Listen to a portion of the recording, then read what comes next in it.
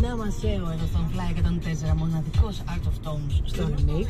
Και η αλήθεια είναι ότι περπάτε κάτι ωραία ταξιδάκια αυτή τη στιγμή και φεύγω από την Μουτήλα και από την Γκρίζα Θεσσαλονίκη.